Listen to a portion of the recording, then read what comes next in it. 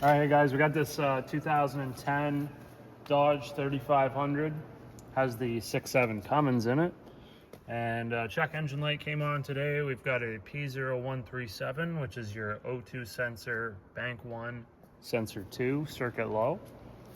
So we're just gonna throw a sensor in it and see if that fixes it.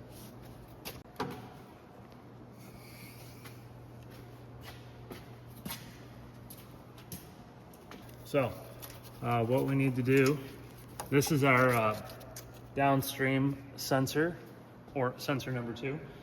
So very easy, you just follow the exhaust from the engine down and look for the oxygen sensor. There is a few different sensors on these. There's temperature sensor, pressure differential sensor, and oxygen sensor. So the oxygen sensor looks like this guy right here, and there's 2 of them. And the second one is the furthest one away from the engine.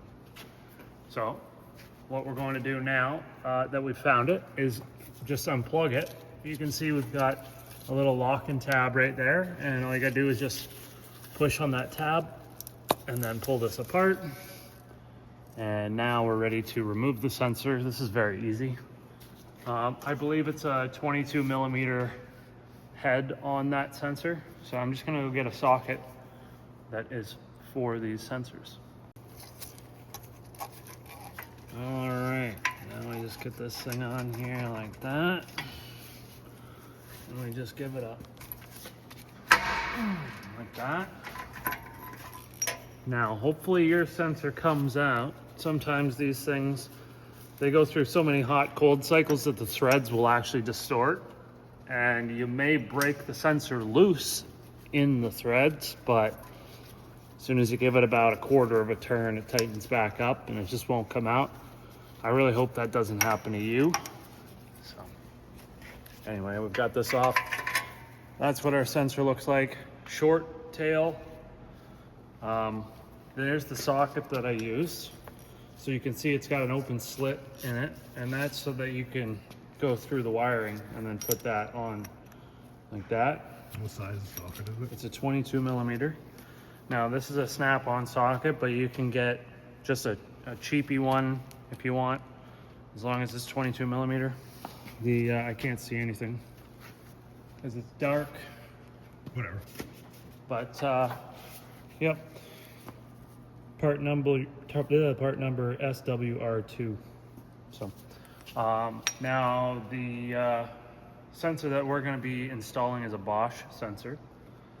And I'm gonna go grab that and give you the part number. All right, here's the Bosch sensor, part number 17212, and they're the same sensor regardless of it being sensor 1 or sensor 2. They're both the same. That's for your oxygen sensor. So we just take the little white cap off that protects the sensor from any damage in the box. You do any thread prep or no?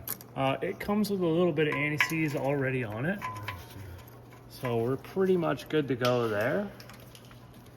And we just make sure that we're in the hole, squared up, good to go. We're not gonna cross thread it.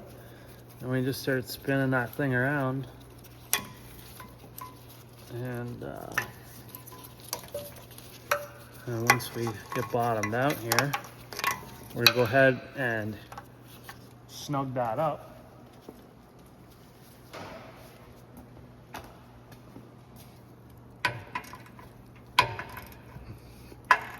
All right, now with these brand new sensors, they do come with like a gasket seal. The gasket, it's a crush washer. So you'll feel it kind of squish down as you tighten it. And then you'll know that it's pretty well sealed or tightened when it bottoms out, it starts to get real tight. So we don't want to completely crank the thing on with everything we got, but we want it to be on there snug. So now that that's done, we're ready to just plug this thing in. Make sure your connector on the body side harness is clean and there's no dirt or debris in there. And then pretty straightforward, we just plug that in until you hear it click. Did you hear it click? I heard it click. Okay, now I'm just gonna zip tie the wiring up so it's nice and neat and tidy and out of the road, not laying against the exhaust so that it can burn, none of that stuff. And then what we can do is just lower the truck down, we'll clear the codes and we'll run the truck and see if that fixes it. All right, so that's nice, neat and tidy. Let's lower this thing down and clear some codes. They just throw parts at it and clear codes. What are we doing? We're just clearing codes right now. So, by the way, this truck only has 67,000 kilometers on it. It's a 2010. This is just before they changed the name from Dodge to Ram. So it's a Dodge Ram, but it's still a Dodge. Okay, we've cleared all the codes. Now I'm gonna run it and we're gonna look at some engine data. And we can see if our oxygen sensor will give us any data. We may need to get this thing hot though for it to start reading. Usually downstream sensors, they don't quite wake up and start producing readings until they are up to temperature. So we'll run it anyways though and just see.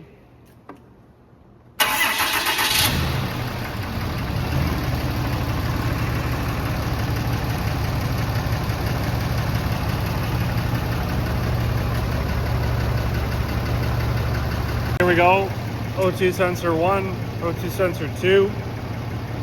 Our readings are very close, but they are changing, they're fluctuating. So the reason that that sensor is there is because it's just monitoring the oxygen content of the exhaust and making sure that the filter that's in between both of those sensors is doing its job.